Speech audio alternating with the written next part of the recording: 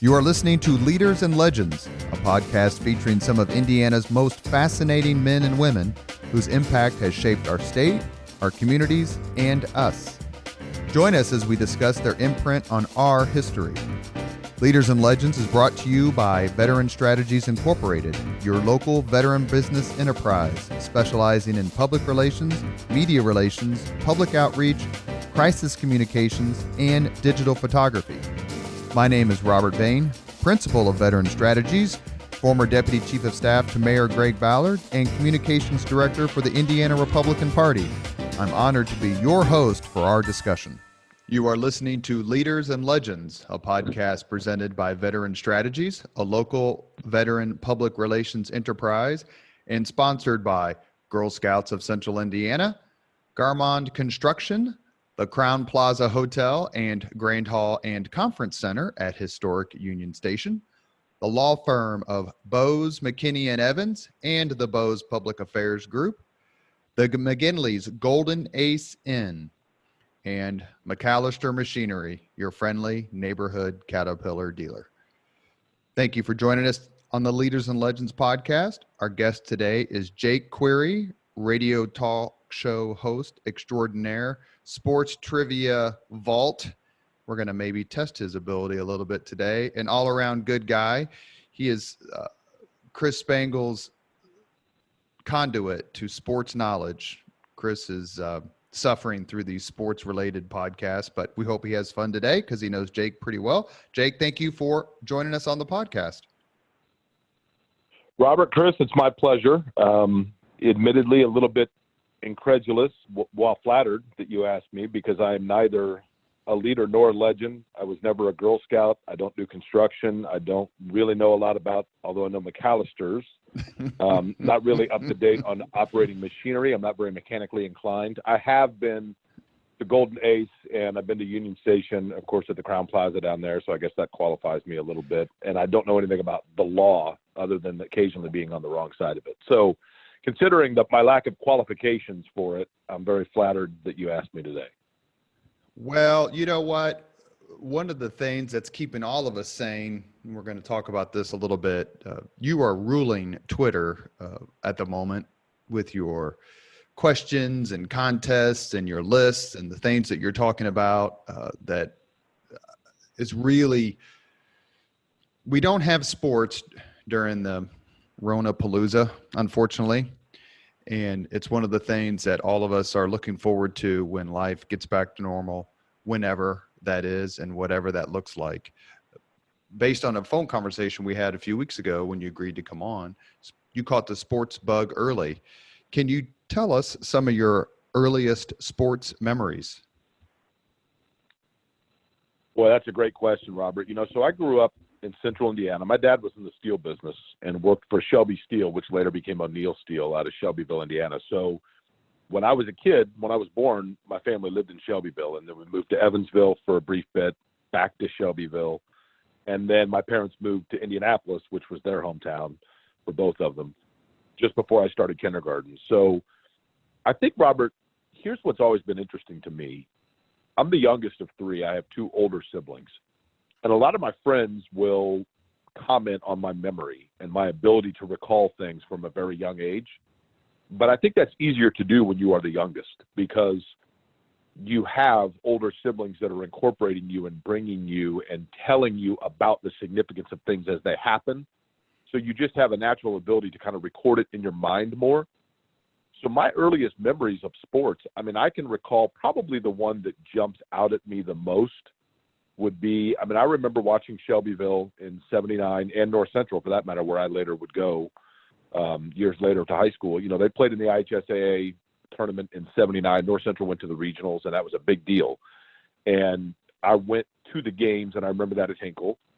But in terms of big sporting events that are really my first memory, I vividly recall watching Indiana State and Michigan State in the '79 Final Four in Salt Lake City, and my dad saying to me, we're rooting for this team in blue because they're from Indiana and they have a really good player named Larry Bird. And then at the end of the game, I remember Bird sitting on the bench with the towel over his head, and me kind of having it set in at that moment that the team from Indiana was not the one that won. So I would have been just shy, I would have been 6.5 years old. That probably is the one that jumps out at me. I mean, I recall the 79 Super Bowl between the Rams and the Steelers and things like that, but probably around 5 or 6 years old from a sports standpoint would be the first things that stick out to me.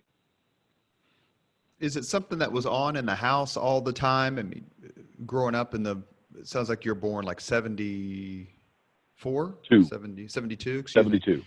I was taking notes so I could do the math. Forgive me, 72. So you grew up at a time when, as you started to mature and get into high school, that's when ESPN really took off. The Star was the way it was under the Pulliams, a much bigger paper. Sports talk radio was becoming something. The Pacers were up and down. The Colts come. The list goes on and on. Do you consider yourself lucky to have matured during those years as Indianapolis really starts to ramp up in terms of being on the map with its sports events? They always had the 500, obviously, but some of the other ones really came into focus just as you were hitting your teenage years. So I think it's an extremely insightful question, Robert, and I'll try to, brevity is not a strong suit of mine, but it's interesting because my buddies and I that I grew up with, and I'm very, very, very lucky that I was able to go to school with the same set of kids from kindergarten. I went to the same school system in Washington Township from kindergarten all the way through high school, and then with a lot of those guys, college as well. And my best friends are still guys that I grew up with in that coming of age. And if you think about it, to your point, I was born in 72. When I was 3.5, Bob Knight had an undefeated team. When I was 8.5, Indiana won the national title again. When I was in the 8th grade, Bob Knight's 3rd national championship. Reggie Miller was drafted that summer. There were a number of things that went on. But I always tell people, to your point, Robert, I think for anybody, when people think about and recall the things for which they're nostalgic, that coming of age of your late teenage years, transitioning into high school, is such an influential time for people. And it has so much to do with shaping and molding who you are and what your interests are. And when I was the summer before I turned 15 years old, that year was 1987. And I believe 1987 to be the best year in the history of Indianapolis sports. You had Marion High School winning 3 straight state titles and 2 Mr. Basketballs in Jay Edwards and Lyndon Jones. Indiana football defeated Michigan and Ohio State in the same season. Hasn't been done since. Indiana basketball and Purdue basketball were co-Big Ten champions in the regular season. Indiana goes on to win the national championship in basketball. The Pan American Games were here. The Colts traded for Eric Dickerson, which was the first marquee star to come. And Al Unser Sr. wins his 4th Indianapolis 500. The Indianapolis Indians win their 2nd or 3rd consecutive American Association champion. So no matter what sport you were into, that was the pinnacle. That was the peak. And I was like a head on a swivel. I mean, I think I was aware even at that age that what we were seeing was not only unprecedented, but probably unmatched even to this day, 33 years later. So it absolutely molded me, Robert. But I think more so than that, I had been a Pittsburgh Steelers fan because my dad was in the steel business. The Steelers were the dominant team of the late 70s that were on. I know you're a Miami Dolphins fan, and so much of that is when you're a little kid, you liked Sure. their color scheme, or you knew who Don Shula was, or Dan Marino was on TV a lot. Same thing with the Steelers. We didn't have the Colts here until I was in the 5th grade. And, the ABA Pacers were in their twilight when I was arriving, so I didn't get to see that. The NBA Pacers were the brown curtain doormat days of most of my childhood. So this time when everything came together where all of a sudden Indianapolis, largely due in part to the Pan American Games and vaulting itself to a professional as opposed to amateur city and a showcase city, I was aware of it. And I took this tremendous pride that I didn't have to necessarily go and root for the Pittsburgh Steelers, for example. There were teams here. I mean, the Pacers, and I loved Indiana because Indiana on their jersey, my parents didn't go to Indiana. My mom went to IU for like a year, but it said Indiana on their jersey. And I knew when I was a kid and I'd go to Florida or Hilton Head or whatever that I would tell people I'm from Indiana, and that team has that on their jersey. And the same with the Pacers. It said Indiana on their jersey. So to all of a sudden know that people outside of my home state were aware of ongoings in my home state was a tremendous sense of pride and source of pride to me that's never gone away. Is there something in particular that happened in your high school years and college years from a sports perspective? You mentioned 1987. Of course, you could throw in Notre Dame. They lost the Cotton Bowl that year, I believe, and then they won the national championship. Yeah, Tim Brown won the Heisman. I left that out. Yeah, I mean, you had a Heisman Trophy winner from Indiana that year, so yeah, huge. Other than, say, the Super Bowl win by the Colts and the Super Bowl hosting by the city, is there another sporting event, like something that happened that made you think, man, this is Indianapolis and this is happening and I can't believe it? The Super Bowl is obviously the pinnacle answer there, because I actually had that exact thought walking downtown the night before the Super Bowl and just seeing everything. And I thought, I can't believe the epicenter of the sports world is here. But the two things that precede that, where I thought that, the first one was indeed the Pan Am Games, because it's so funny to me, Robert. When I was a kid, I was so excited when the Pan American Games came here, the 10th Pan American Games in '87 in July and August. And, you know, you had all these athletes from all over, I'd say the world, but obviously from, you know, Latin and North America here and South America here in Indianapolis. And it was such a huge deal to us. And truth be told, I couldn't tell you where the Pan American Games have been ever since. I assume they still do them, but you know, it was getting national television. The opening games of the Pan American Games were on national TV, and it was at the Speedway. And, you know, we had the National Sports Festival in 1982, which was basically an AAU level showcase for high school and young college athletes across America. So we'd never seen anything like that. And going down and going to the Pan Am Plaza and seeing people trading the little pins from the different countries and all these athletes walking around. And I remember I made friends with a basketball player from Panama, and I was a ball boy, along with Eric Montross, actually, was a ball boy. And it was very surreal. I couldn't believe that for that 3-week period, the epicenter of sports in North America and South America was in Indianapolis. The other thing I think that kind of put a bow tie on all of that and secured us as a city was, in fact, when the Pacers broke through in 94 and 95 in the Eastern Conference Finals. Well, the Eastern Conference Finals in 94 against the Knicks, then in 95, round 2 against the Knicks, going into playing Orlando in the Eastern Conference Finals. But having those games on either side of the Indianapolis 500, I mean, I'll never forget, I think it was 94. It might have been 95, but one of those years, you know, certainly into like the Bulls in 98. Certainly it happened in 98 with the Bulls. And seeing on USA Today, like the headline on the front page, you know, sports focuses in on Indianapolis and having the NBA and the Indy 500 same weekend. You know, for a kid that grew up here in the days when it was exciting to go downtown and watch the AUL Tower being built, and it was fun when people came in from out of town to show them the pyramids because that was all we had to show. It was surreal, man. I was full of pride, but it was surreal. You mentioned something earlier about the youngest being the youngest and maybe that being a catalyst to your memory. It's funny you say that because that has been said to me by my siblings. I'm the youngest of 4. Most of my sister's 62, my brother's 61, and my other brother's 59. And I was recently on Facebook given the 10 albums in 10 days challenge by my buddy, fellow East Sider Bob Fry, who now does great work for Mayor Hogsett. And I'm looking at the albums that I want to post, and they're all in the late 60s and early 70s because even though I was 4, 5, 6, 7, that's what I was listening to because that's what my older siblings were listening to, whether it's Abbey Road or Led Zeppelin 4 or Machine Head by Deep Purple or whatever. There is something to that. Do the memories of you as a kid, the memories you have as a kid, include playing sports, watching your siblings play sports? It was such a huge aspect of our lives, Little League or YMCA football or CYO. Is that something you've brought on to your memories to this day?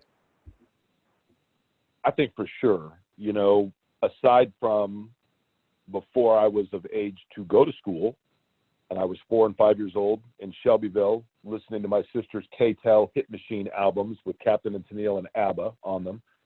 But once we moved to Indianapolis in particular, you know, my oldest sister, Jude, was a really, really good athlete. She was a great softball player. She was on a team that went to the 1984 Big League World Series. I always felt bad for her because her team qualified. They'd knocked on the door in regionals a couple years in a row, and then they qualified in 1984 for the Big League World Series of softball, and it was held in Indianapolis. And I always felt bad. The year before, it was like in Fullerton or Long Beach, California.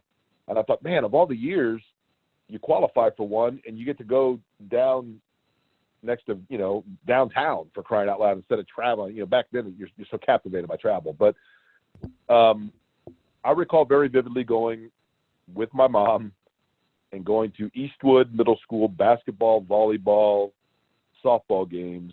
And then Little League was such a big deal, Robert. I mean, I grew up on the Northeast side in Allisonville Little League. And then, of course, I was never a good enough baseball player to make the All-Star team. But it was so fun to then watch my friends that were on the Allisonville All-Star team playing against Eagledale and, you know, Randsburg and Haverford and Fall Creek and all these different little leagues. And to this day, I mean, I'm 47 years old.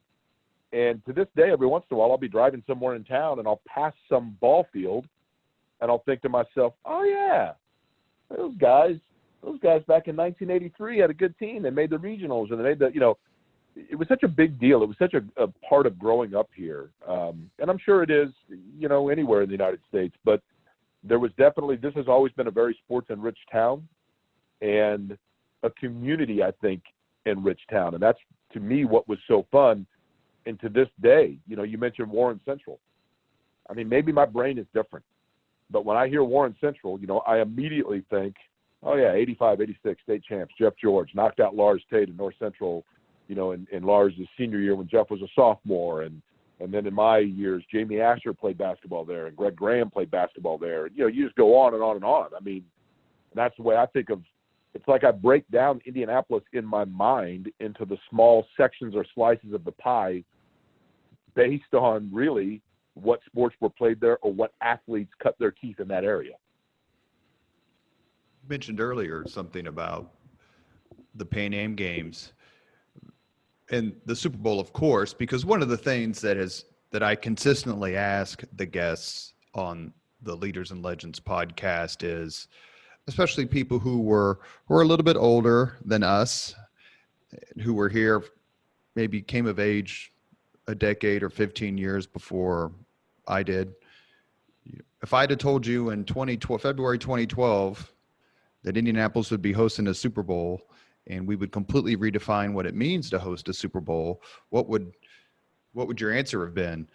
And whether it's Mike Lopresti or Mark Miles or Greg Ballard, Bill Benner, I mean, the list goes on and on. All these folks who are so much a part of the Indianapolis sports and governmental fabric, they all say, I would have said you were crazy. There's no chance in hell. That's one thing that's been consistent. The other thing, and you mentioned it before, and I quite frankly didn't have an appreciation for this. My only interaction with the Pan Am Games was the fact that I had to move out of my barracks at Fort Ben Harrison because the athletes from another country were taking it over. And so none of us were too thrilled about it. I'd never heard of the Pan Am Games before then. But that athletic competition showcased Indianapolis to the world in a way that had only been done before via the Indianapolis 500. And to hear you talk about it again and bring it up just confirms what so many people have said about the impact of the Pan Am Games on how people thought, is Indianapolis a big city? Can they pull this off? Leaping forward just a little bit to your career as a sports talk show host, because then we want to go back to kind of your formative years on that. Is that something that you heard when you interviewed guests or when you talked to sports celebrities, that the Pan Am Games really made that big of a difference? I think to civic leaders, they would say yes. Now, you know, one of the things that I always have found interesting, Robert, is in talking to professional athletes. A lot of professional athletes you find and it's hard to believe this, for guys like me and you, when you stop and when you really think about it. But, there wouldn't be, there are, but very few. There are very few prominent NBA players today that would have been of the age of even seeing and being aware of the Pan Am Games, for example, back in 1987. Because it's hard to believe that, it's 33 years ago. But it's interesting to me when I talk to athletes that whether it be an NFL player, an NBA player, oftentimes it wasn't necessarily that they are where they are because they had this nonstop fueled passion and love for sports. Obviously that exists, but for many of them, they had an incredible natural ability and realized that natural ability was going to be able to change the fate for themselves and their families and whatever else.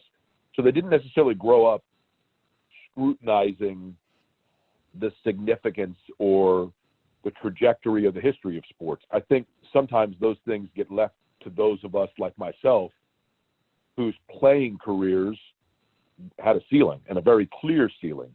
And so therefore a passion for sports, when you get to that watershed moment in your life where you figure out that, and for me it would have been, early high school, that you had reached your athletic ceiling. Well, but I still love sports. So how can I find a living in sports? Well, I can find a living in sports by studying it and learning the history of it and talking about it and dissecting it. Whereas I think if you were somebody with a natural God-given ability, when that watershed moment comes, you say, well, I'm going to make my living in sports by playing it. And I will leave the deciphering of it to everyone else. And to me, my personal experience is that finding the athlete that, and I think that's why Peyton Manning, for example, has, I think that's kind of what separated Peyton Manning when he came into the NFL was the fact that his father had played in the NFL and he had listened to old games of Ole Miss on the radio or on tape. And so he had an appreciation and a true understanding of those before him. And that's not to say that other guys don't have that appreciation. I just don't know that other guys absorb themselves with it the way those of us dorky guys with a microphone and a pen do. I'm not saying you're dorky, Robert. I'm talking about me. You are listening to Leaders and Legends, a podcast presented by Veteran Strategies, a local veteran public relations enterprise, and sponsored by Girl Scouts of Central Indiana, Garmong Construction, the Crowne Plaza Hotel and Grand Hall and Conference Center at Historic Union Station, the law firm of Bose McKinney Evans and the Bose Public Affairs Group, the McGinley's Golden Ace Inn, and MacAllister Machinery, your friendly neighborhood Caterpillar dealer. Thank you for joining us on the Leaders and Legends podcast. Our guest today is Jake Query, who is going to regale us with some more of his memory tricks and feats of strength, I should say. I've had a few conversations with him, and it's particularly remarkable. So if you're looking for a partner in some sort of sports trivia contest and you don't ring up Jake, you are making a huge mistake. One question we ask everybody, Jake, is the same, and that is there a Hoosier leader or legend you particularly admire? There are a lot. I know that I think for me, it was very, I can't emphasize enough, Robert, for whatever reason, and maybe it's odd, maybe it's, maybe I'm alone in this, but this kind of love and pride I have about Indiana and being from Indiana and, just being Hoosier through and through, essentially. And going back to your question about kind of the coming of age and, the mid-'80s for me and being at that age of kind of seeing the world through a different lens and realizing that other people can see you as well. I loved it, that America, for the most part, went to bed every night by watching David Letterman. And I loved that David Letterman had the same pride in Indianapolis. And, Johnny Carson's from Nebraska, I believe. That's correct. I had to look up the other day. I think Jimmy Fallon is he might be from Michigan, or maybe it's Jimmy Kimmel that's from Michigan, one of those two. I'm not exactly sure where Ed Sullivan's from, but it would be hard-pressed if you were somebody who watched David Letterman to not know, based on routine references of it, that he was from Indianapolis. And so his ability to kind of make Indianapolis cool and let people know that Indianapolis is a good place, I just had such a pride in that. And you know, he was such a unique personality anyway, still is, obviously. So I would say Letterman number one. But then in terms of, you know, people posthumously that I have a great admiration for, and not to pigeonhole myself here into a sports conversation, but I read a lot about, studied a lot about, tried to absorb as much as I can about, gone around town to try to find the footsteps thereof of two athletes, Major Taylor and Oscar Charleston, that were arguably the two most prominent African-American athletes of their era, that were both, you know, in Major Taylor's case, the first ever world champion in any sport that was African-American as a bicyclist at the turn of the 20th century. And then in Oscar Charleston's case, a top 10, certainly, maybe even top 5 all-time baseball player that played a lot of his time and spent a lot of his time here in Indianapolis with the ABCs and the Negro Leagues. And those two guys I have enjoyed and been fascinated by, trying to learn and absorb as much about them as possible. But it's disingenuous, obviously, to say that I saw their touch on things during the era. So it would be Letterman active, Oscar Charleston, Major Taylor posthumous. And it would be remiss of us not to mention the fact, to your point, what you said about Letterman making Indianapolis cool is something I haven't heard before, but it couldn't be more on point. But for years, people went to sleep watching David Letterman and then woke up the next day and had their breakfast and coffee with Jane Pauley. Yep. Who graduated from Warren Central. One of the things that's come through in talking with you is a love of the spoken word, and that is 100% a compliment. It's something that started at North Central and went through college. Talk to us a little bit about that aspect of your biography, when you caught the broadcasting bug, and then how it's kind of led to your career in sports. Well, when I was really little, preschool age, I remember my mom bought me a little wooden wall decoration of a doctor. And she told me I was going to be a doctor. And I was on board with that. Okay, sure, great. And then when I was like in second grade, my mom had a friend that worked at the IU Med Center. And so she took me down there to go see the Med Center for a day. And we went into the blood bank where they were separating plasma. And I walked out and like sat down on the ground. I still remember this like it was yesterday. And I was white as a ghost. And I said, I'm not going to be a doctor, because I saw the blood and it wasn't going to happen. And then, Robert, truth be told, you start getting things called report cards. And when the report cards came out, when you're, you know, busting through solid B's and C's, med school probably isn't anything that works for you. So, you know, I was lucky to grow up in a city that had great sports broadcasters. And the Indianapolis 500 on the radio, before I was old enough to go to the race, my grandparents lived in Claremont.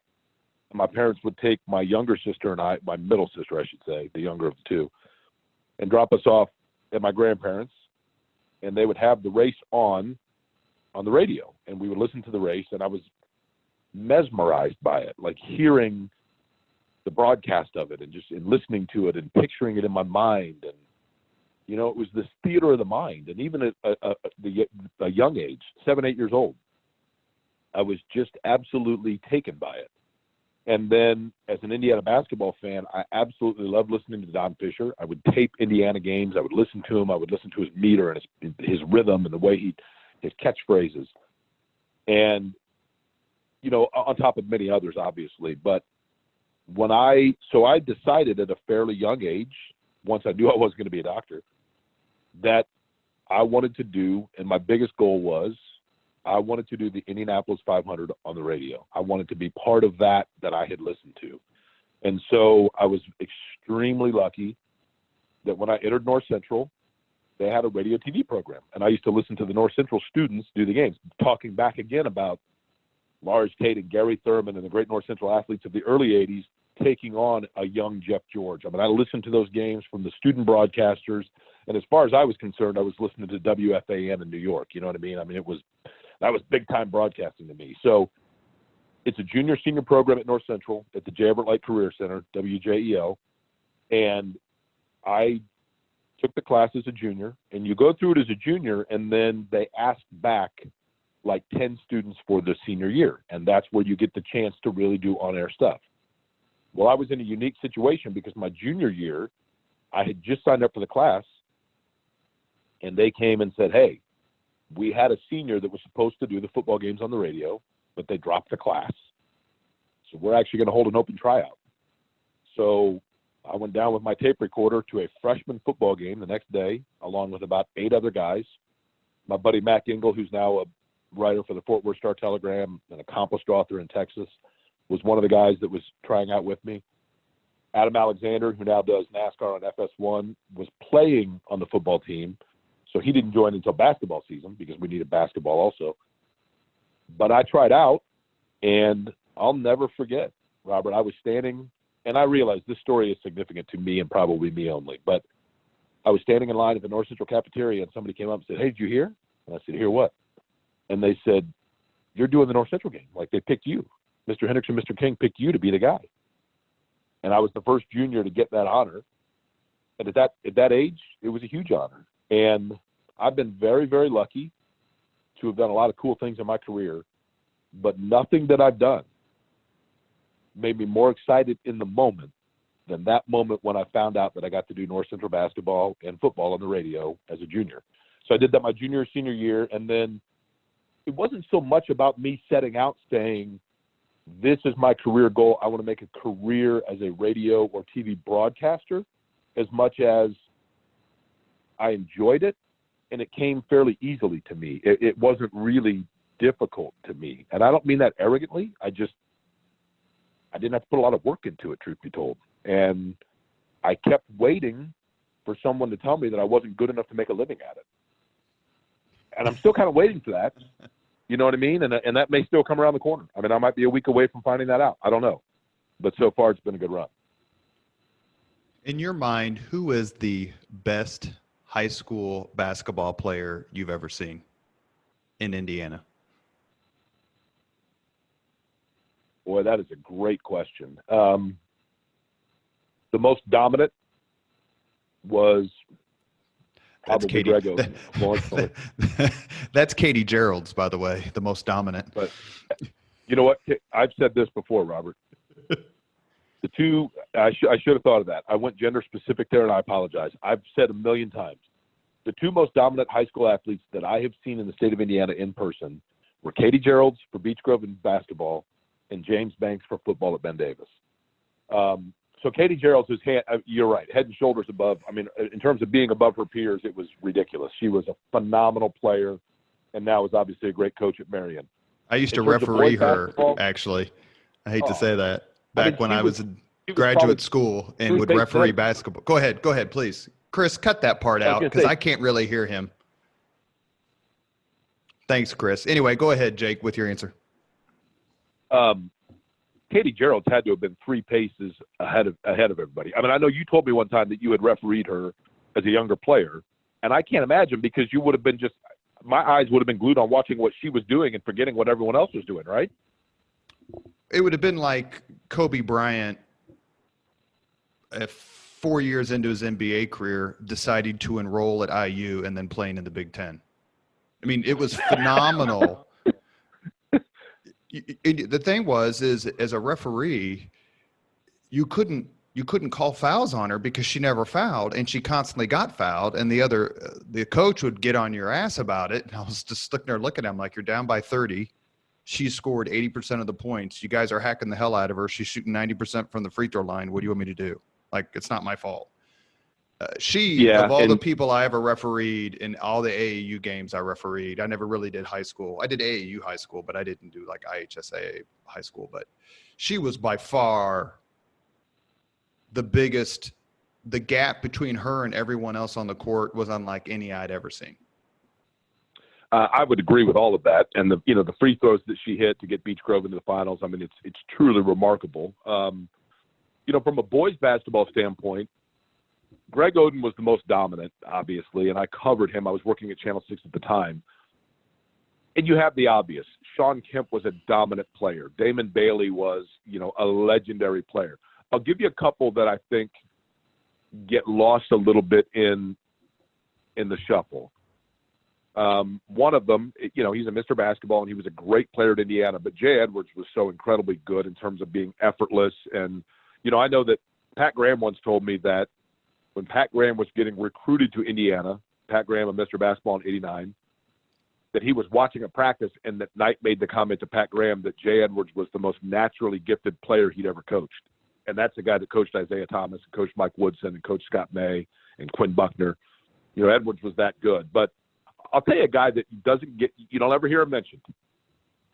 And this is not to say that he was the best player I saw, but the best player to me in terms of a guy that I watched and just thought he was on a different level. And you never hear about him.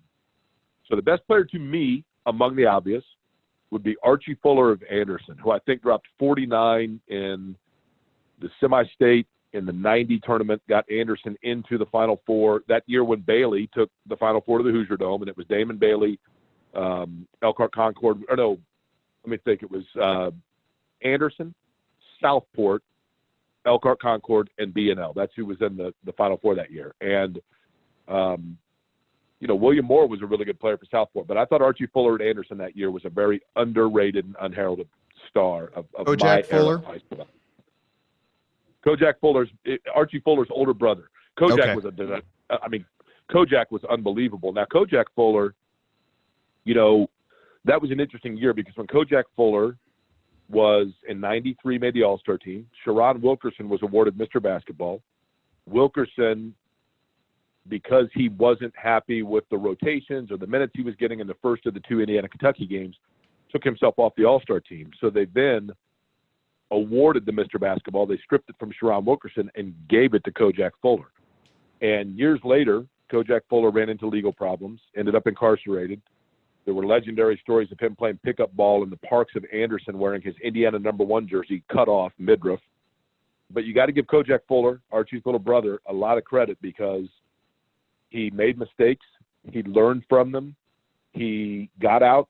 He rehabilitated himself. He learned from his mistakes and now works tirelessly dealing with youth through faith and speech and other meetings with people to make sure that people don't fall into the same traps that he did. Kojak was a dynamic player. Had he been the same size, had he been the same ability, but 6'2" instead of 5'9" or whatever he was, he would have been a big-time D1 player.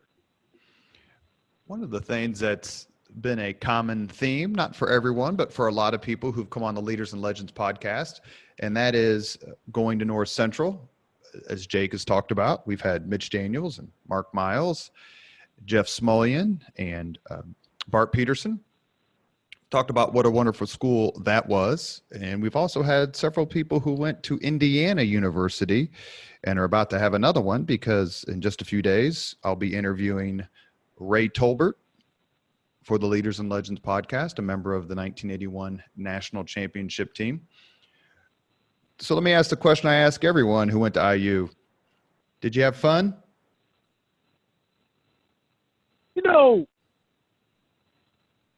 I'm going to give an answer probably different than a lot of people. It was fine.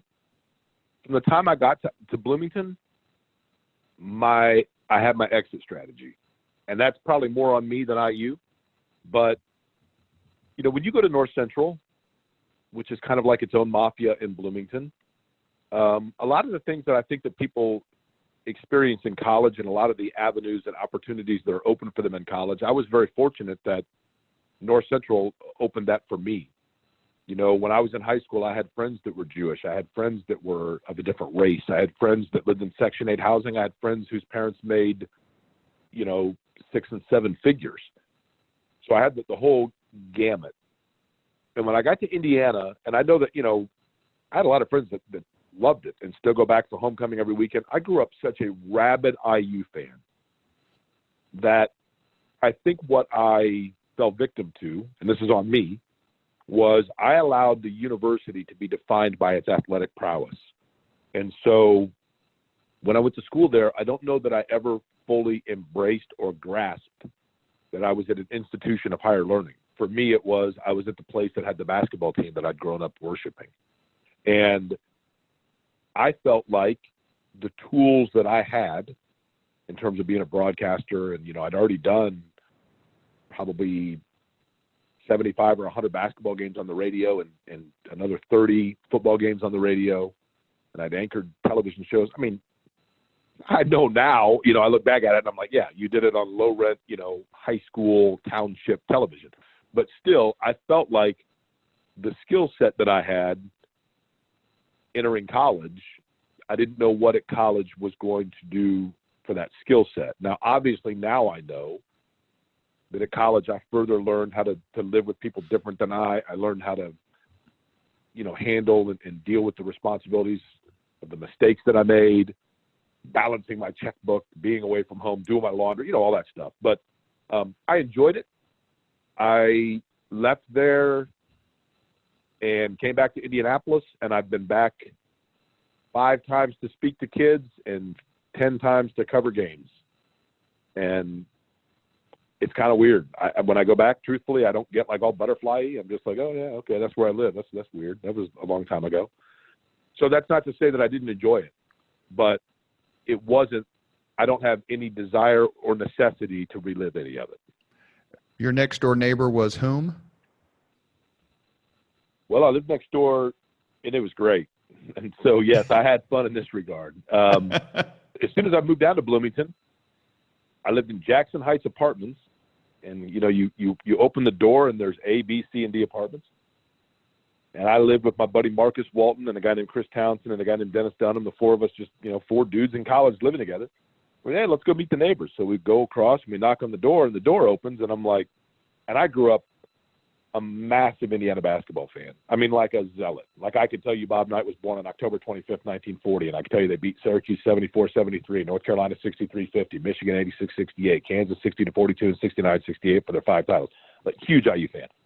So the door opens and I'm like, that's Bob Knight's kid. And he's like, hey, what's up? I'm like, well, I'm Jake, I'm your neighbor. And he's like, yeah, I'm Pat. So Pat Knight lived next door to me, and his roommate was a guy named Ryan Carr, who is now a vice president or an executive of the Pacers. He was the director of scouting for a while. I believe now his technical title is president of player development or vice president of player development. But so those 2 guys lived next door to us, and it was great. And we got along. It was wonderful. And we'd go back and forth all the time. Well, finally, by like mid-October, we're sitting around one night, and Pat's like, we're constantly going back and forth between apartments. Why don't we just knock the wall down and make it one big condo? And we're like, can we do that? So Pat leaves. Of course, he lives in Bloomington. He's a native of Bloomington. He comes back, and he's got, like, goggles on and a power saw. And he's like, let's do it. And we took the closet of our apartment, and we knocked the whole thing out. And then we went to White Rabbit in Bloomington on the square and bought those Greg Brady love beads and hung those. So, like, literally, I'd be in my room studying or sleeping or whatever, and you hear those beads chime, and you knew that it meant that Pat and Ryan were coming over to see us, or we were going over there to see them, or the dogs are running back and forth. And, of course, most of us are normal college guys, and we're like, well, what are we going to do, like, our deposit? And so we had some guy, and everybody had this guy in college. There were 2 guys that lived around the corner from us named Linton and Flounder. Linton was from Linton, Indiana, and Flounder looked like the dude from Animal House. And Flounder knew how to drywall, and Linton knew how to – so they came – the last weekend of the school year and sealed the wall back up, and the apartment never knew anything about it. We got our deposit back, and all was well and good. And I'm still friends with Ryan and Pat to this day. I love those guys. I mean, we sit around and tell stories. So yes, I guess I was a little disingenuous in my answer. In terms of things not necessarily directly tied to the university itself, I had a great time down there, and I made great friends. And, we did it pretty much innocuously, if you can exclude knocking down a wall to combine 2 apartments into one, in that. But we had a good time, man. In that regard, we had a lot of fun, and those guys were a lot of fun. Part of your curriculum vitae is interning at MTV in New York City. But before I ask you about that, one of the things that you let me know, which I find incredibly interesting, is that you have a letter from Charles Manson and you have a letter from Kurt Vonnegut. why in the former, and pretty darn cool when it comes to the latter. Is it something that you solicited from them? How did these letters come into your possession? When you asked me about people from Indianapolis that I have a great admiration for, I was remiss in not saying Kurt Vonnegut. So we'll begin with that. Quite frankly, my mom went to Shortridge, and I knew the history and the contribution of Shortridge High School and what a great high school it was. And, it had a daily newspaper, the Daily Echo, I think it was called back in the day. And I knew that, Senator Lugar and Kurt Vonnegut were two of its more esteemed products. And when I was in college, in Bloomington, as a matter of fact, I started reading Kurt Vonnegut books. I hadn't read Slaughterhouse-Five or Breakfast of Champions or some of his bigger ones in high school like a lot of people. I didn't read them until college. And I'll never forget, I guess that all kind of does tie together. In 1994, when I went to MTV to intern, it was during the Pacers-Knicks series where Reggie Miller had the 25 points in the fourth quarter and gave Spike Lee the choke sign. And I was reading Cat's Cradle by Kurt Vonnegut, like in that exact same week. And the Pacers won Game 5, and then they came back here, and Vern Fleming missed a late layup that probably could have sealed it for him, and John Starks went off, and they lost Game 6. So they go back to Madison Square Garden for Game 7. And they had a chance to win the game. Patrick Ewing committed 36 fouls, and they didn't call any of them. And Reggie Miller missed a shot that would have, I think, either forced overtime or won the game. And I just remember being so depressed. And I had a Sony Sports Walkman, and I walked up and down Fifth Avenue listening to the last 30 seconds of that game all by myself in New York City. And the Knicks win, and I'm totally downtrodden. And I go back into my apartment, and I picked up Cat's Cradle to continue reading it. And it was the part of Cat's Cradle by Kurt Vonnegut that contains the line, you'd be hard-pressed to go anywhere without finding a Hoosier that hasn't made his contribution. And it says, we Hoosiers got to stick together. And it was like this great epiphany for me. Here I was, this lonesome Hoosier in the middle of Gotham with the Knicks ousting the Pacers, and yet I picked up this book, and this guy that went to the same high school my mom went to, it was like he was saying to me, it's going to be all right, because just because you're from Indiana, it doesn't mean you can't make your mark. So I went back to Bloomington, and I wrote a letter to Kurt Vonnegut, and I said, and I don't recall exactly, Robert, how I got his home address, but somehow I did. And I wrote him a letter that said, it's my understanding that you get into correspondence with people and that you've had pen pals in the past. And I go to Indiana, and one of my dear friends and dear family friends, Sheila DeMars, who I grew up with, her grandfather and her father were Geipel DeMars, the construction firm here in Indianapolis. And her aunt had gone to prom with Kurt Vonnegut. So I referenced it in the letter. Hey, my friend Sheila DeMars, her Aunt Marge went to prom with you, and my mom went to Shortridge, and so I want to know if you want to be if you want to enter into correspondence. And about 2 weeks later, I got a letter, and the return address on the letter was from Kilgore Trout, and it had his address. And it was a typed letter with a couple of typos in it, which was beautiful, from Vonnegut. And it basically said, I got your letter. I appreciate it. I do remember your Aunt Marge. He obviously mistakenly thought I was saying it was my aunt. It was Sheila DeMars' aunt. But he said, I do remember your Aunt Marge. She was a great gal. Her father helped build my dad's home near Williams Creek. And then he said, but I have no interest in corresponding with you or anyone else on planet Earth because, quite frankly, I'm absolutely sick and tired of writing. But I wish you the best in your intellectual growth at Indiana University. It's a fine institution, and you couldn't do yourself any better. Best of luck to you, Kurt Vonnegut. And it was the most Vonnegut-style letter ever. And we need to do a podcast. So that was cool. Chris and I have talked about that. We need to some of my friends, especially Kip too, is a big Vonnegut fan and an expert, I think, based on some of the conversations I've had with him. And obviously we're very proud of him here in the Hoosier State. Another Hoosier who we are perhaps less proud of is someone else from whom you have a letter. Yeah, so Charles Manson, and I think now most people probably know this, but Charles Manson was born in Cincinnati, Ohio, and around the age of 6 or 7 years old, his mother followed a guy that she had an interest in to Indianapolis. And so he basically lived in Indianapolis with his mom, who by all accounts, I guess I don't want to begrudge someone who's not here to defend themselves, but doesn't appear as though she was the most responsible mother of all time. And so he kind of lived in and out between being a ward of the state and different boys' homes and things like that until he basically left Indiana in the late 40s and set off for, actually, I guess it would have been the late 50s, something like that, set off for California and was heard from again, obviously, many years later. So I was always fascinated by that. And I wrote him a letter in about 2004, somewhere in there. I was working at Channel 6 at the time. And I wrote Manson a letter, and I used my Channel 6 address because I didn't necessarily, Robert, want him knowing where I live. I didn't want his fans stopping by. So you didn't want to meet any of the girls? Yeah, that's right. Yeah. If Squeaky was going to come by to say hi, I just didn't. So anyway, I wrote him this letter, and literally, I can still tell you verbatim what I said to him.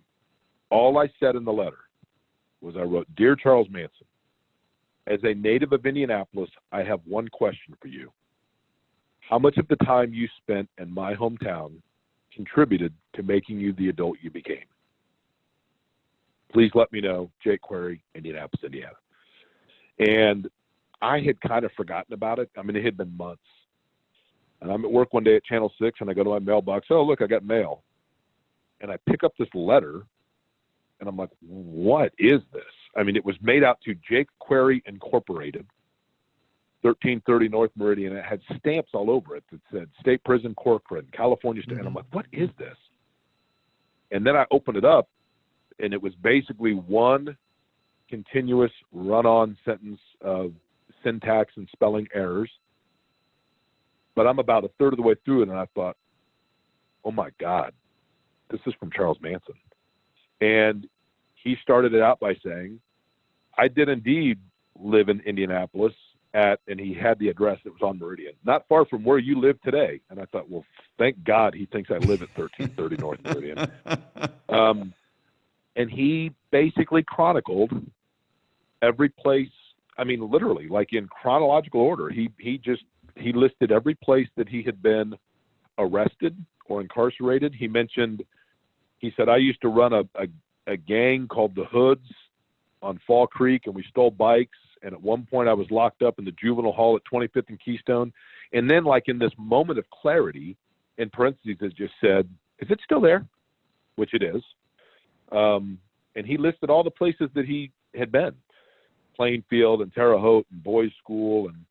And then he said, eventually I went to the U.S. court and signed a paper, and the old man let me leave the state. And then he said, but I loved Indiana very much. I've always considered it home, and I've left love there for you, Charles Manson. And it is kind of weird, Robert, because what do you do with something like that? I ultimately framed it. It's not necessarily the kind of thing that you put up next to your Van Gogh in your living room, but just to protect it, I guess I framed it. But it is fascinating to me because realistically, every person that sees it literally has the same two reactions. The first one is, okay, that is super weird and creepy. And then instantly, almost in the same breath, but can I see it?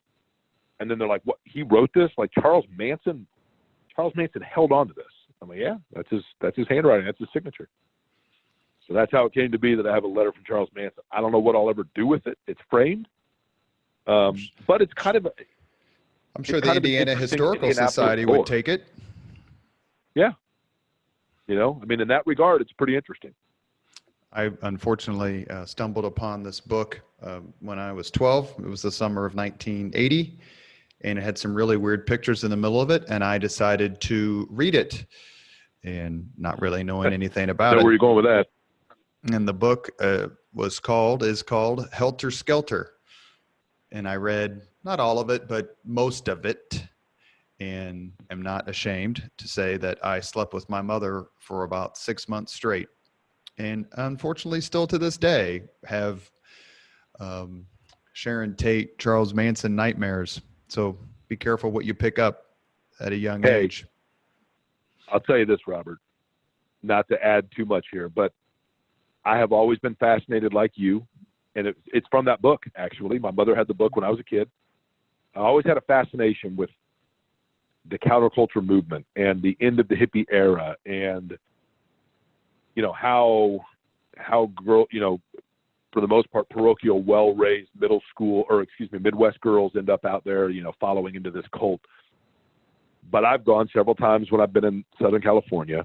I've gone, and I hope this doesn't offend people, but I've gone to Cielo Drive, where formerly the Tate house was, the Tate Polanski house. And I've also been to, and it's still standing, Lena LaBianca's house, which was night 2 of the Manson murders. And did you go to the Coyote? There. I've been to the El Coyote. I've actually sat in I did not ask for it. Let me be very clear. But the last time I was at El Coyote, they seated me at the table that Sharon Tate and Abigail Folger and the rest of them sat and had dinner the night, unfortunately, that they had the fate of being the victims of the murder. But I went to Lena LaBianca's house, and as I pulled up and got out just to look at the house, the neighbor was out. Nice woman.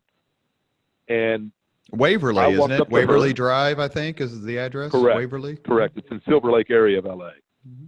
And so I start talking to the next door neighbor. Now, this was obvious. I mean, this was like 5 years ago. And so I say to her, now, just out of curiosity, what did it do to the property value of this home that it still is, a standing home where the Manson murders took place? And she said, oh, Gary or whoever lives there now, I think Gary paid such and such for it, and that's below value. And now, what brings you here? And I said, well, I'm here to broadcast a race in Long Beach, and we had downtime, and I've always been fascinated since reading Helter Skelter, basically your story, Robert. And as I'm telling her this, I kid you not, this woman says to me, I've got some furniture that I need moved in the house. Would you mind giving me a hand? So this woman, only knowing that I was there to see a house where the Manson murders takes place, invites me into her home to help move furniture because she was like selling it or taking it to Goodwill or whatever. And I was in her house for like 15, 20 minutes, moving stuff around and lifting up this table and over here and over there. Couldn't have been a nicer lady, and clearly very trusting. But I was just like, well, you're a big dude, man. I get it completely. I think we'll move on, but sure. If memory serves, the reason the LaBianca house was selected was because months and months previous to the murders in August of '69, Manson was at I'm assuming, drug-fueled party right next door. And the LaBiancas were the ones who called the police. And the police came and broke up the party. And Manson never forgot. So beware. Yeah, when you call and rat out the folks next door who are just trying to have a good time. Let me ask a question. True or false? You were asked to be a pallbearer for Mickey Rooney's funeral. That is true. 100% truth. Same weekend, as a matter of fact, not the same year, but 3 years ago, IndyCar race. I'll try to make this story short, Robert, but it's unbelievable. So I did an afternoon sports talk show here in Indianapolis on an iHeartRadio sports station. And we were getting ready. I had two jobs, that job and then doing play-by-play for the IndyCar series. So Derek Schultz, who I did the show with, were on the air. It was like a Thursday, a week before I was getting ready to go to our annual IndyCar trip to Long Beach. And Derek says to me on the air, hey, I know whenever you go to LA, you always do like crazy little field trips. You go to the Brady Bunch house or the ET house or the LaBianca house. What do you have planned? And I said, I think I'd like to go to one of the older cemeteries and see some of the stars of yesteryear, their resting places, like Forever Hollywood Cemetery. And he says, well, who's buried there? And I said, I'm not even sure. I think one of the Ramones and maybe like Toto from The Wizard of Oz. And I said, and maybe Mickey Rooney. And Derek stops me and says, dude, Mickey Rooney's still alive. Well, this is on the air, like on a Thursday. He passes away like 48 hours later. So my Twitter blows up from people like, oh my God, you killed Mickey Rooney. Like, you mentioned it on the air, and then you died 48 hours later. Way to go. So we go ahead.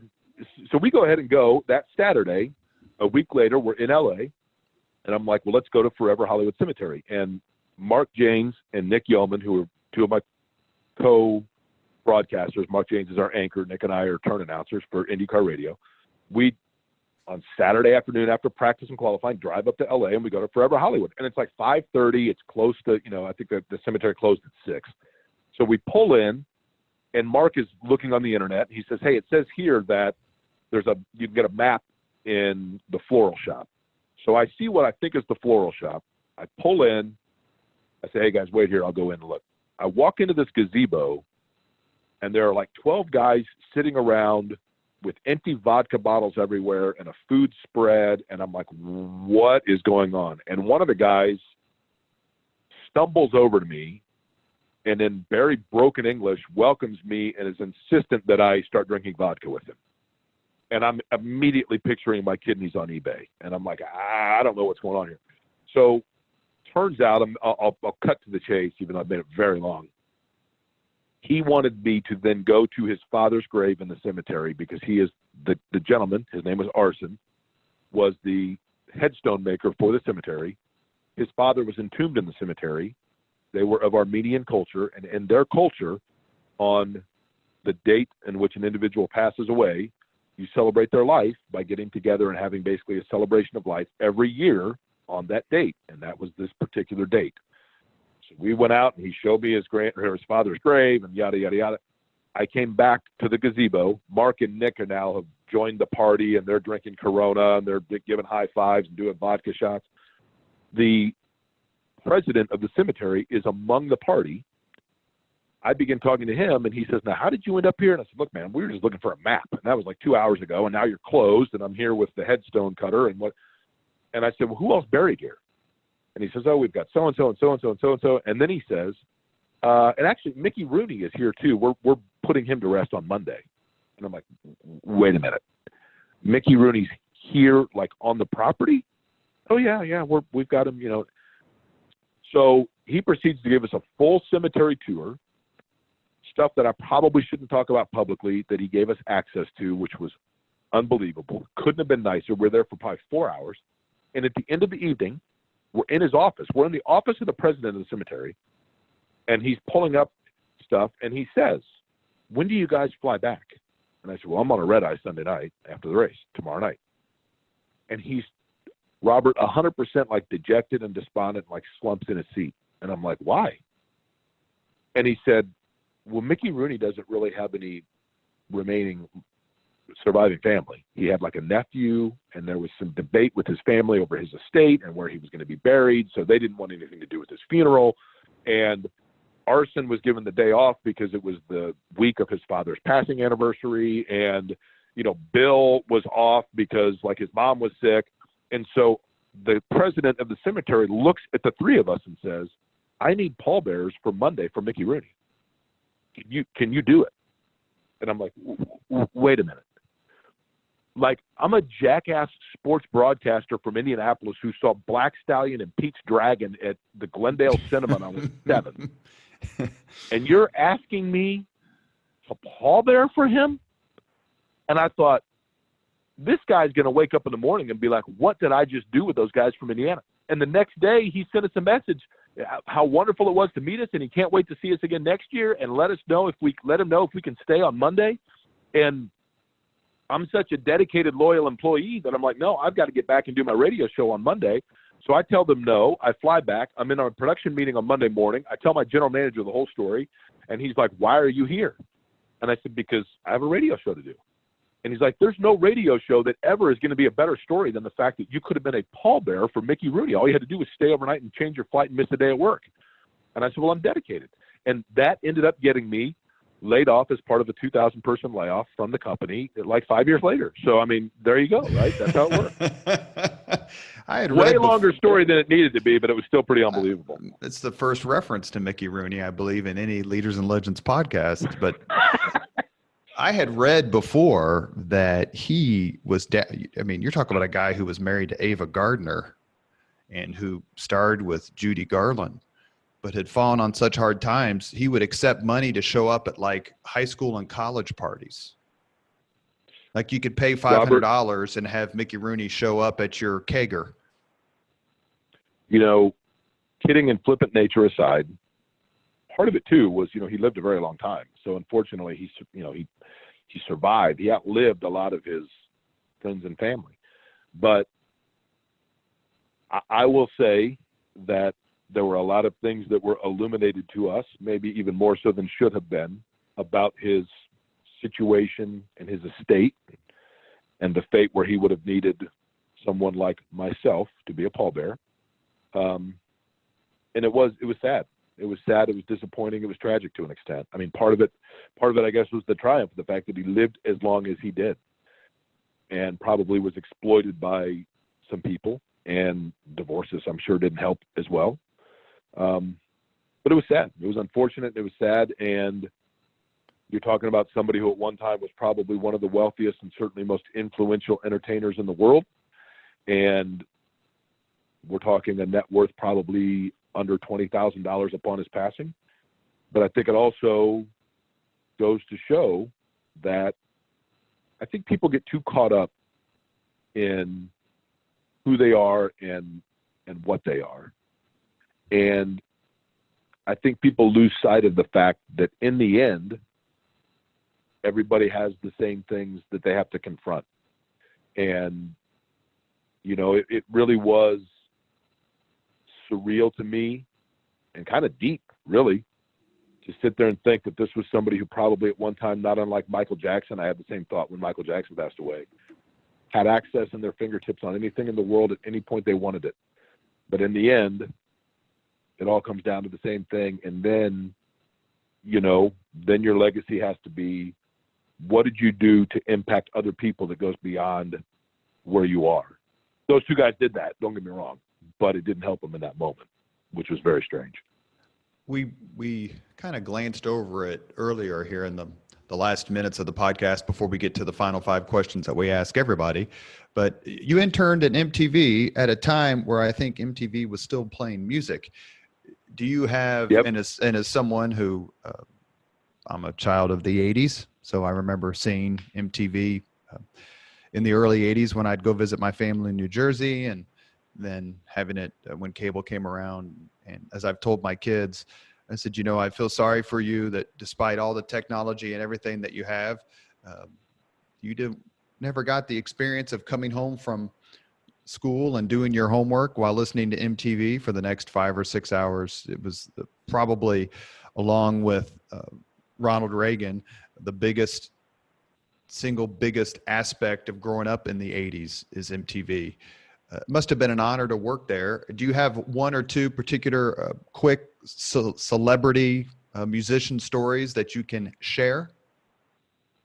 I will tell you this. You're right. It was great. When I was in 1994, I went on spring break. I went to New York City. I'd never been there before. I had a friend whose cousin lived there. So I went and crashed on her couch with a handful of resumes and went to every broadcast facility in New York City trying to get an internship. And MTV, I think, felt sorry for me and brought me on to be an intern for MTV Sports, which was hosted by Dan Cortez. And after like the first week of doing that, I was like, you know, I don't know, like it was like extreme sports. Dan Cortez is a nice guy, don't get me wrong, but they didn't do a lot. They only, you know, did like 1 show a month. So I asked for a change, and they instead put me on a show called 120 Minutes, which aired every Sunday night. It was a 2-hour alternative music show. We would tape on Tuesdays, and my job basically was to pull all of the video for whoever was going to be the host, the musical host, anything from Luna to L7 to Elvis Costello. And I was in the studio one time.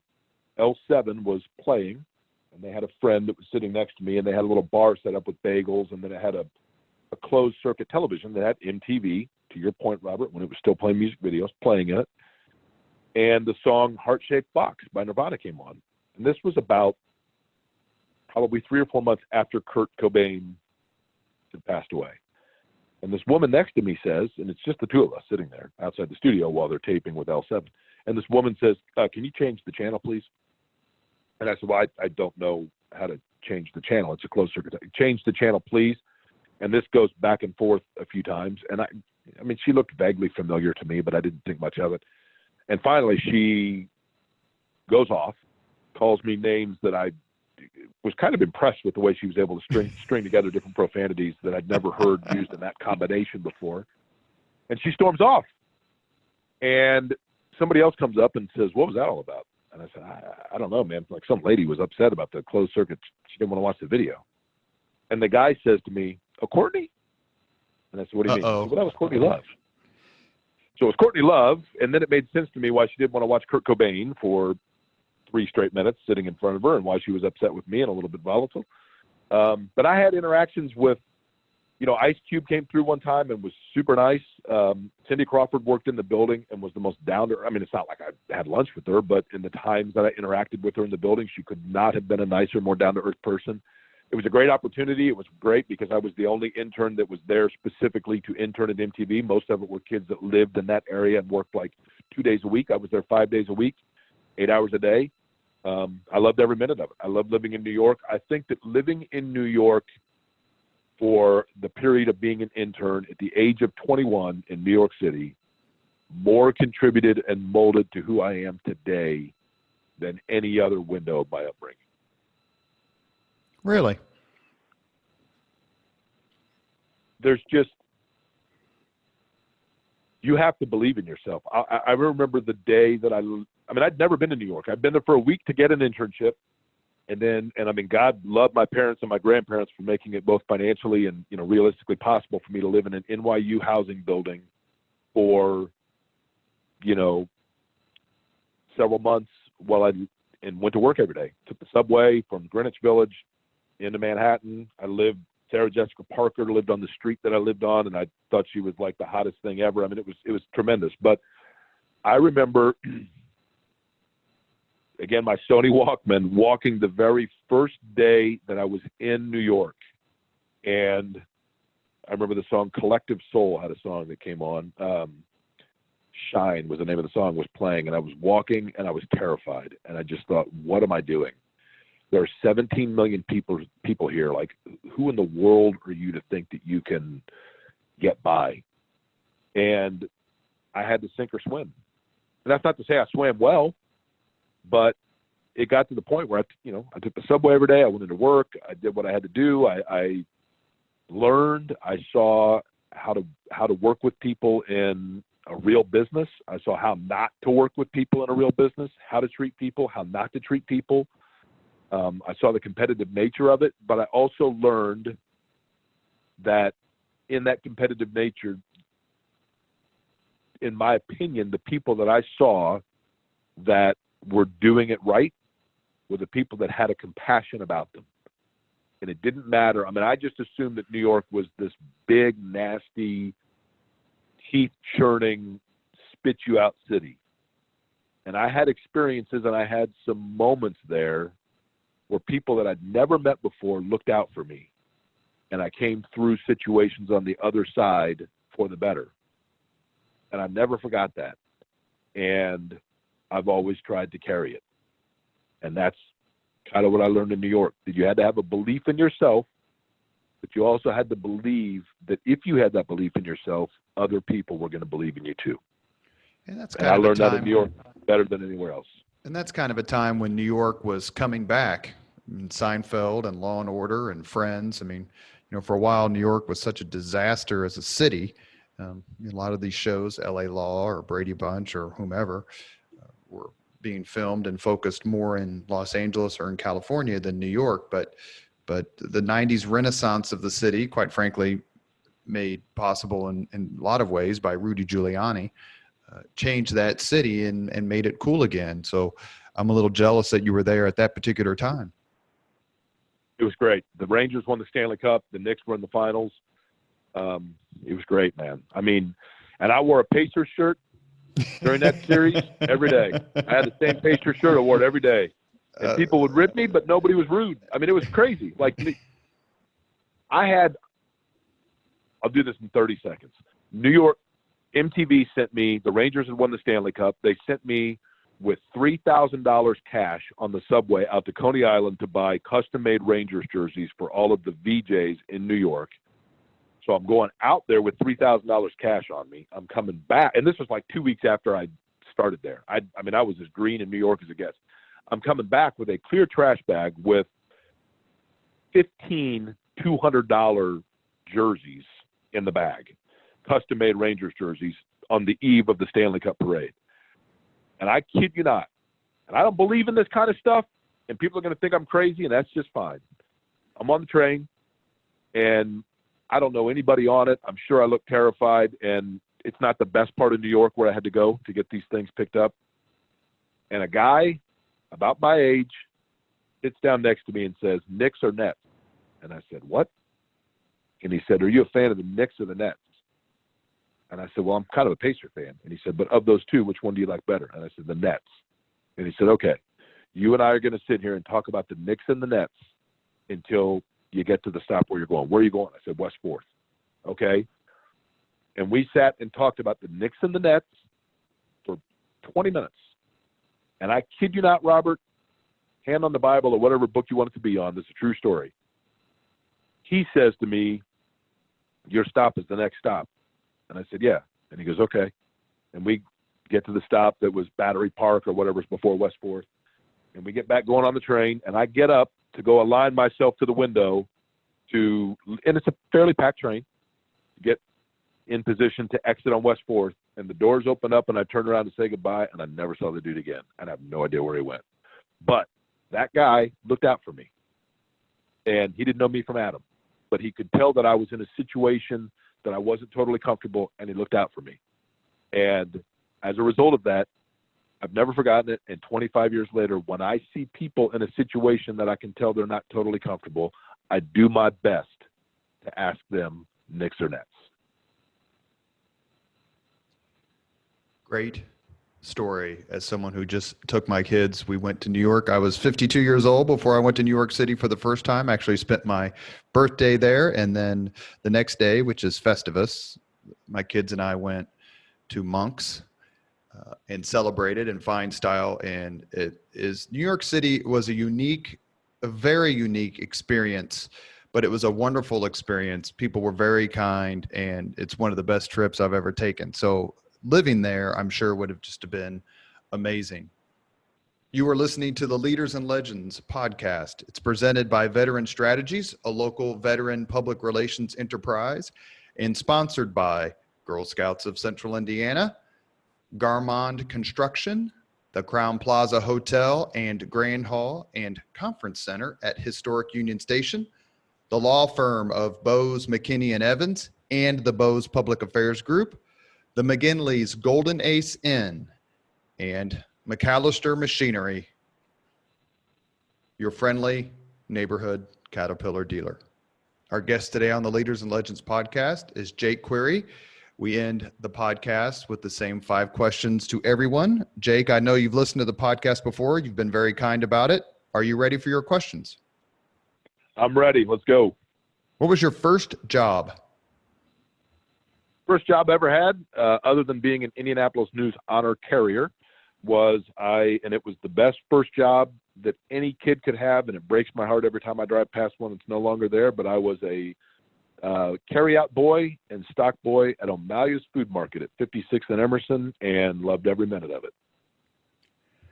What was your first concert? First concert I attended, 1983. I went and saw Lionel Richie and Tina Turner opened. It was just before Tina Turner's Private Dancer tour. I had no idea, of course I was only 10, that Tina Turner had already had a career with Ike Turner and was now launching into what would be a massive, impactful album in Private Dancer. But I loved Lionel Richie, and I saw Lionel Richie and Tina Turner in Market Square Arena. If you could suggest any book for someone to read, which book would you choose?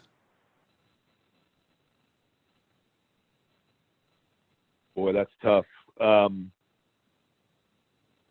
going to go a little off the beaten path, and one that's a little bit, maybe some might say juvenile, but the book that I most enjoyed at the time that I first read it and have enjoyed several times since, and each time at each different phase of life that I am, I see the book to be representative of a different commentary of man. even though it's not about man. But I'll go with Watership Down by Richard Adams.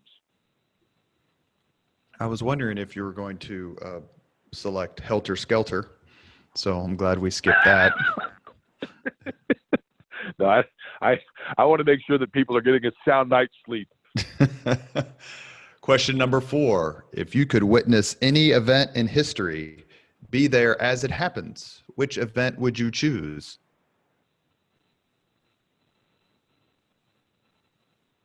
Boy, that is really tough. Why don't you choose a historical event real quick and then choose a sporting event real quick? Do both.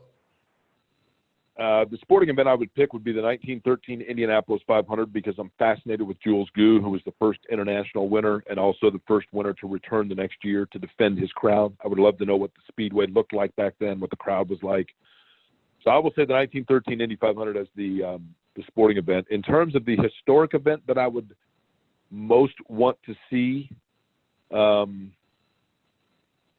I mean, that's really, there are just so many. I guess, to be honest with you,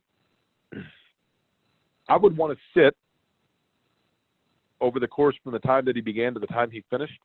I'd like to sit invisibly in the room and see how laborious it was or easy it was to watch Thomas Jefferson write the Declaration of Independence.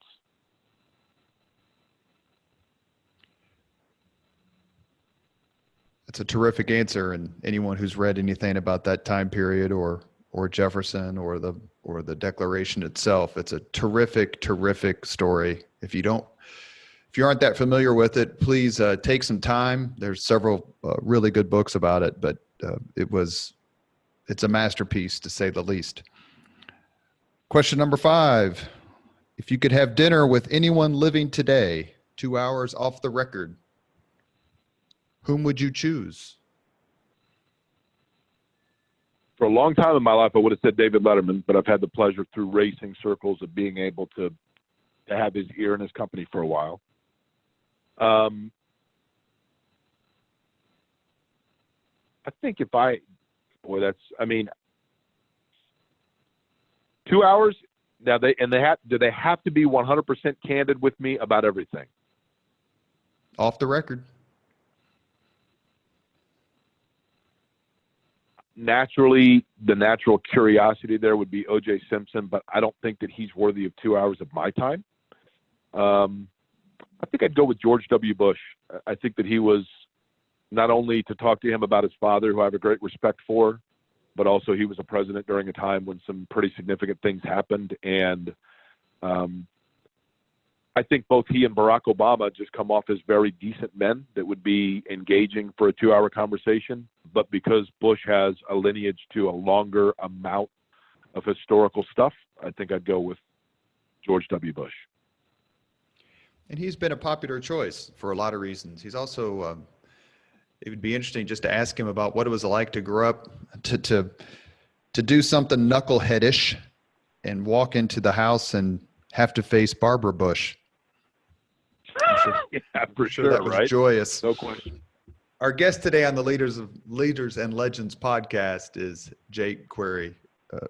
Jake's a lot of things. He's a sports trivia aficionado. He has a terrific career in broadcasting and as a journalist.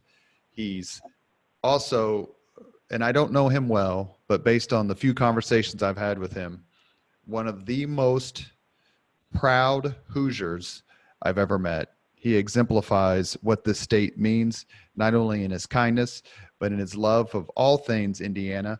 Jake, thank you very much for your time today. Let's do it again sometime.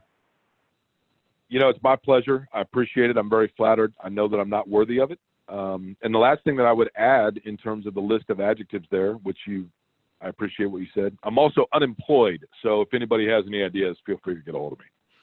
Well, Chris Spangle is the master of the universe working under the thrall of Abdul Hakim Sabaz. So, if you know Chris Spangle, you know everybody. That's true. Thank you, Jake, very much. Please tell Shannon we said hey. Will do, man. I appreciate it. Thanks. Thank you very much for listening to Leaders and Legends, brought to you by Veteran Strategies Incorporated. If you want to contact us about this program or our menu of public relations services, please send us an email at robert@veteranstrategies.com. That's robert@veteranstrategies.com.